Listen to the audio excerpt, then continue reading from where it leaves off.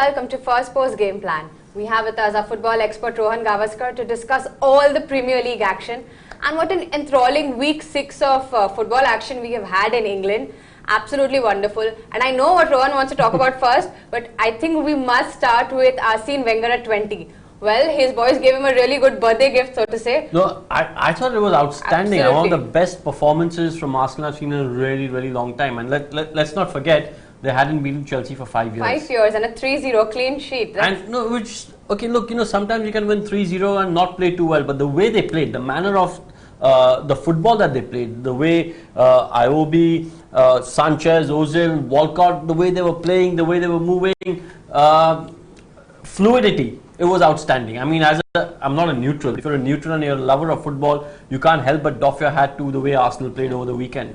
Absolutely, and you had guys like, they performed together as a unit, they came together. When people like Walcott were usually, well, he's been more like on Giroud's side than say Sanchez's side. Well, look, Walcott, I think, he's obviously got the talent. He's now got the experience as well. He's been at Arsenal for a really long time, came as a young teenager, precocious teenager from Southampton.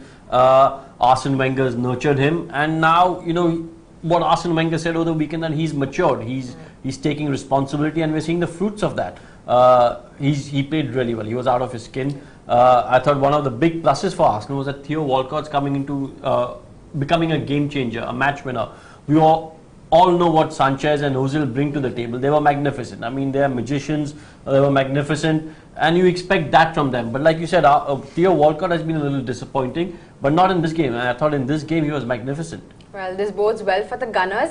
However, what's also interesting is that this game was against Chelsea. Now, you don't expect this sort of result, as you said, 5 years when they haven't beaten. But all of a sudden, they look like a different team. What's interesting to note here is while Wenger was celebrating 20 years, I wonder how many managers, Chelsea has changed in that. Well, I think Arsene Wenger in 20 years, pretty much like Alex Ferguson at Manchester United. We're not going to see that again. We're not going to see that again. You look at what happened at Manchester United. You had Alex Ferguson for 26 years, and then after he's gone, you've had 3 managers in 3 years. I think that's the way forward. I think that's how football's going to move ahead. Once Arsene Wenger leaves Arsenal, you're never going to have a manager at Arsenal who's going to be there for 10-15 years. Pochettino has said that he hopes to build a dynasty like Arsene Wenger at Spurs, but it's tough to see that happen. I mean, that's the nature of the game now. It's a short-term fix. You get a manager in, he comes in for a couple of years, 3 years, 4 years, does his job and then leaves. Arsene Wenger has been magnificent. I mean, if you speak to people, the way he's made the transition from Highbury to the Emirates, it took a toll. It took a toll on his transfer budget. It took a toll on the way he could buy players and sell players. But fair play to him, he's always managed to come in the top 4, make sure that his team's in the Champions League, make sure that the club was run as a business for the moment till they paid off all the debts. But he's a magnificent manager. I don't think he's as good as Alex Ferguson, mind you. He gets compared to Alex Ferguson a lot, but the records are just, you can't compare. I mean, it's apples and oranges because Alex Ferguson was a genius, a one-off. And we know that as soon as he left, we've seen you see what happened with United to Manchester United. And I think Arsene Wenger, though, he's magnificent. I mean, they say he revolutionized the Premier League. He got the foreigners to come in, made the players change their diet, be more for health conscious, fitness conscious, and so in a way he revolutionized the Premier League. So look, magnificent. I thought he's had a magnificent career, and I know there've been a lot of calls for him to leave Arsenal. But I think a lot of Arsenal fans would miss him once he's gone. Absolutely, and not just Arsenal. I think, as you said, the neutrals would miss him. What he brings to the table. But interesting term you said is a short-term fix. I think their opponents in that game, Chelsea, I think that has been their trend, so to speak. And Conte must be feeling the heat now because the team is just not living up to what he promised. Well, you're right. I mean, Chelsea are known to change their managers, chop and change, but it's brought them success. They won the Champions League. They won the Europa League. They won the Premier League. The double. Yeah, so it's brought them success. But you're right. Conte must be tearing his hair out right now because his defense it's shambolic at the moment. But also, to be fair to him, he's not got the defenders that he wanted to buy in the first place. I don't think they bought David Luiz back, but I don't think he was his first choice. Deadline day signing. So clearly, it wasn't his first choice. So look, I don't think he's got the defenders that he wanted.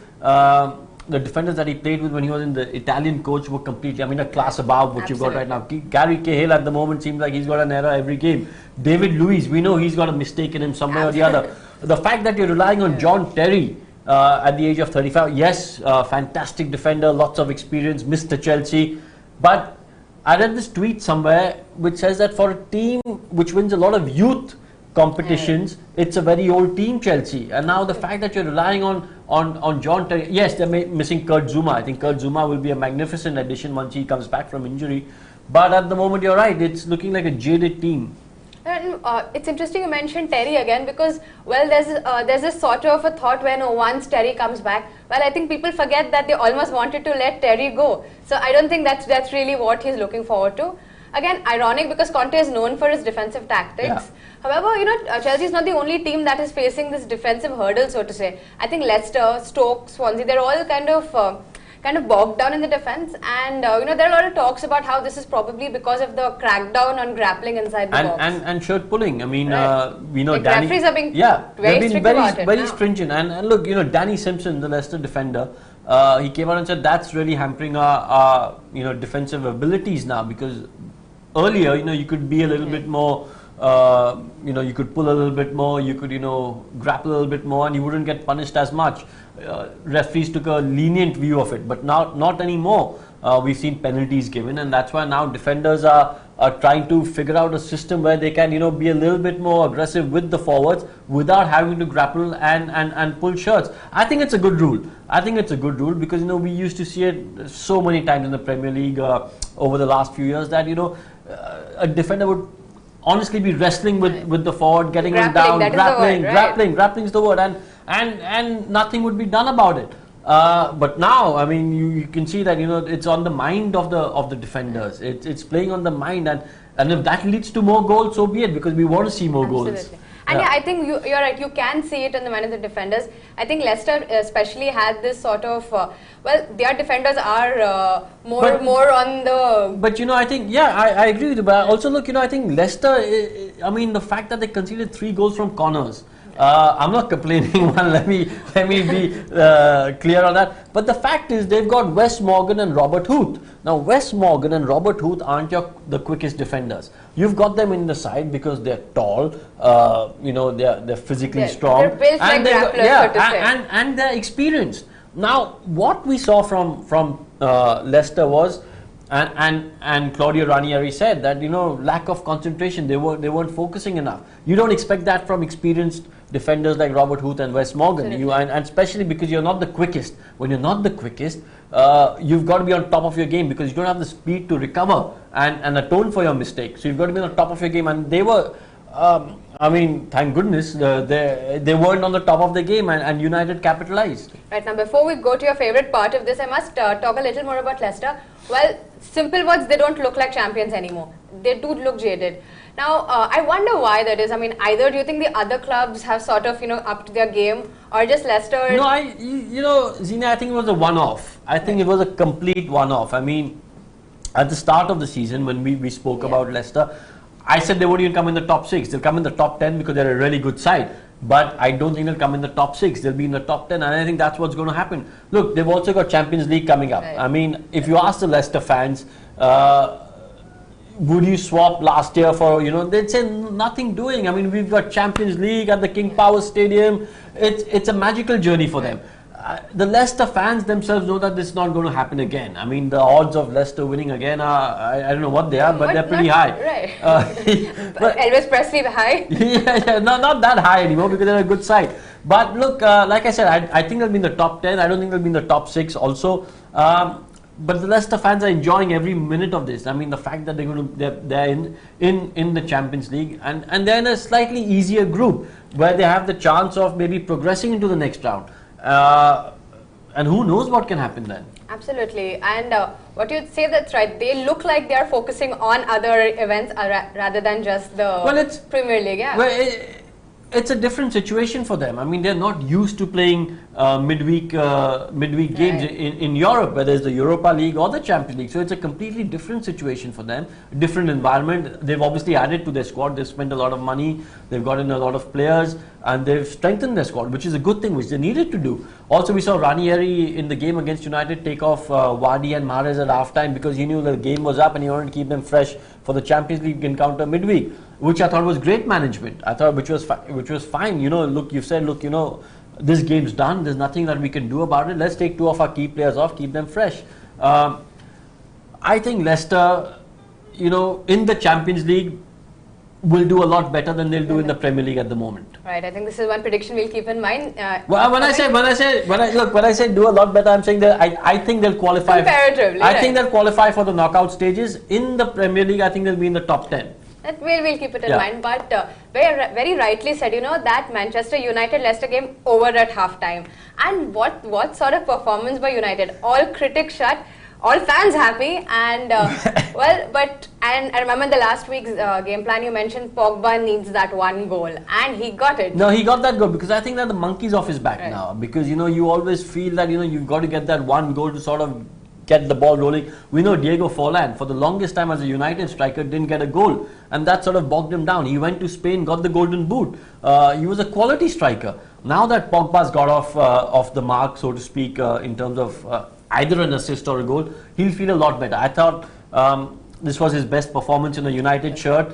It was aided without a doubt, without a doubt. It was aided by the fact that Leicester didn't play as well as they could have. Also aided by the fact that he had 2 pacey wingers.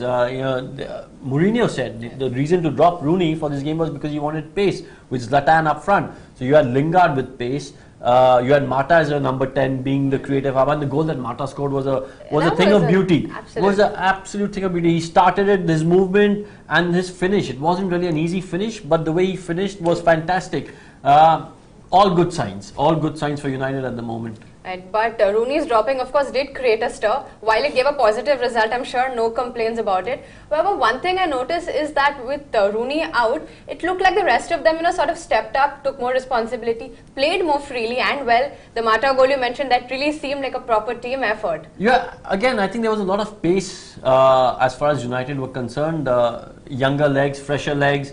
Ander Herrera had a point to prove, and he did that. I thought he was magnificent. I mean, everyone's talking about Pogba, but I think one of the reasons why Pogba was so good was because Ander Herrera was scurrying around at the base, defending, making the crucial passes, and he was the link between defense and attack, and I thought he was magnificent.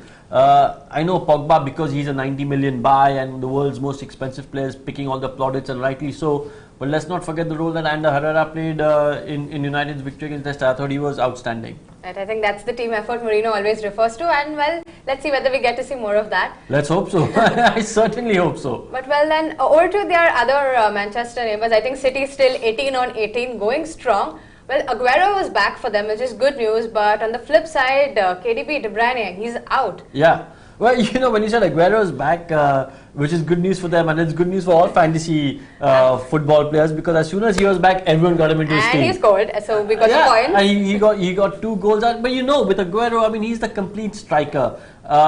If there's one striker in the Premier League that you'd want in your side, it's Aguero. He's, the way his movement, his clinical finishing. Okay, his penalty taking at the moment is a little dodgy, but we know he's a class act. You're right. I mean, KDB will be a big miss for them because he's an outstanding player. But I think they've got the resources and they've got the manager right now to make sure that he's not that big a miss. Raheem Sterling's playing out of his skin. He's been magnificent. It's a completely different Raheem Sterling. He looks like a 50 million player now. Last year he didn't look like a 50 million player. But this year he looks like, he's worth every penny that Manchester City paid Liverpool. So look, they're a strong squad. I think they've possibly got the best squad in the Premier League at the moment, and the way it's scary. I said that in the last show as well, Zina, that the way they're playing is scary. It's just unbelievable.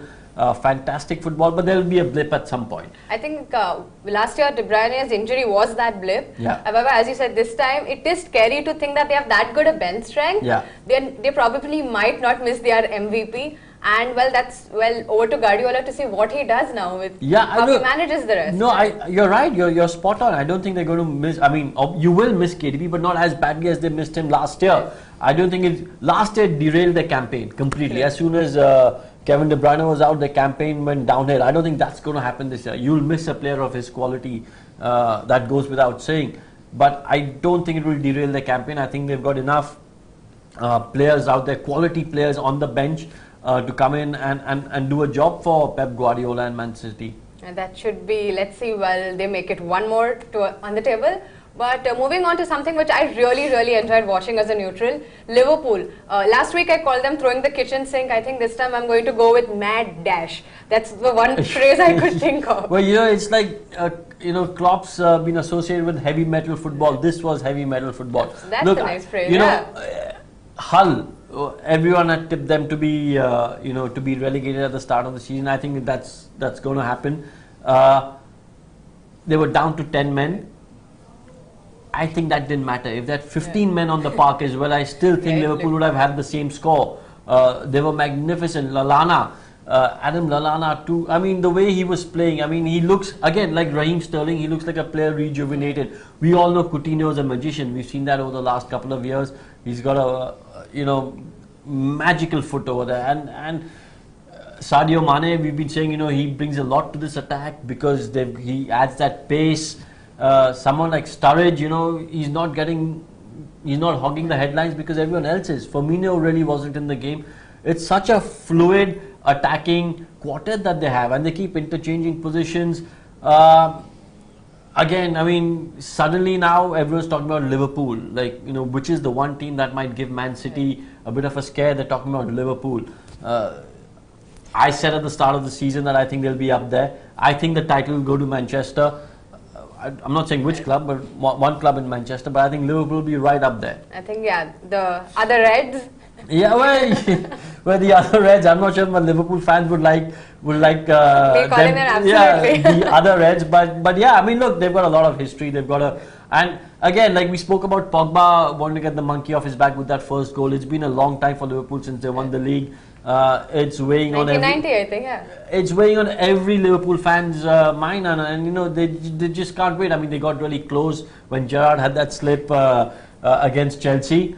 But look, I think they've got the right manager under Klopp, and this is his team. He's got the players that he wants in the team, the players that he doesn't want out of the team. So this is his team. He stamped his authority on this Liverpool side, and they're playing how he wants them to play, and which is, if you're a Liverpool fan, that's what you want, because with the pedigree that Jurgen Klopp has, and with the kind of achievements he's had at Dortmund, you want your players playing in Klopp's style, and they're doing that. Right. I think that's what stamps his class. I think that is the phrase, because he was there around last year, but you didn't see the same Liverpool. Yeah. And even leading up to the season, there was not a lot of conversation about Klopp when we spoke about the top managers. Of course, we did discuss, Klopp would definitely have an impact. But I think heavy metal football is what I'm going to keep calling him from now on. And he certainly seems like a rock star when he's, quips and these one-liners, sound bites. Absolutely. I mean, he was on Monday Night Football to discuss the Watford-Burnley game, and I mean, the insights that he gave into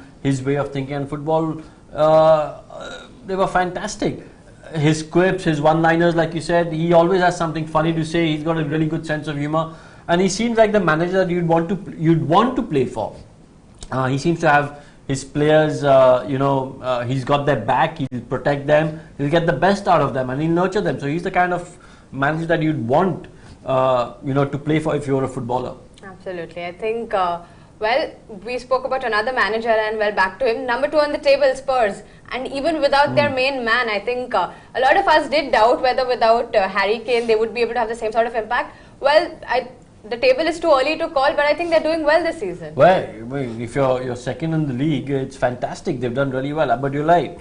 Harry Kane, he hasn't been firing. Then he got the injured. But Son's come in and done really well. He's got 6 and 6 now. Last year, he didn't get as much game time as you'd have liked, and he wanted a move. He wanted to move from Spurs. But Pochettino said, "Hey, no way. You're going nowhere. I believe in you. I know it takes time to come from from another country into England, settle down and get used to the Premier League. But now that you've been here, there's no way I'm letting you go because I believe in you, and it's paying rich dividends for Pochettino and Spurs, because you know he's playing well. He's got an infectious smile. You know, whenever he scores, he's got that big smile on his face, a bit like Lakshmipati Balaji. You know, when Lakshmipati Balaji used to get a wicket for India, he used to have that big smile, infectious smile. So pretty much like that. Look, I think Spurs again will be up there. They'll be. I mean, when I say up there, I don't think they'll be challenging for the title. But top four. But there'll be top four, top five. I think top four will be really hard to call this year because you've got 5-6 teams which are really battling it out there.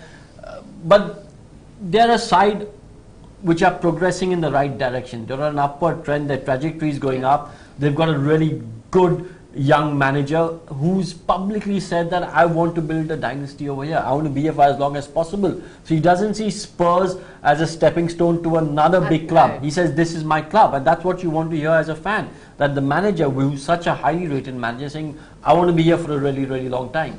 And I think they have a big game coming up next week. City. Massive game. Absolutely. 1 versus 2. I mean, who would have thought that? I mean, the Spurs fan will tell you that, we would have. We believed it, yeah. But like 1 versus 2, I think it'll be a great game. Manchester City have done well against Spurs traditionally. Sergio Aguero has done well against Spurs. But I think this game will be different. I think I just have a feeling this might be the game where Manchester City drop points for the first time. I think it might be a draw, but I think this might be the game where they drop points. That's something to look forward to, definitely. And well, we should probably pick Aguero again, though. Oh, absolutely, because his record against Spurs is outstanding. So I think now if Aguero is fit, he's got to be in your side.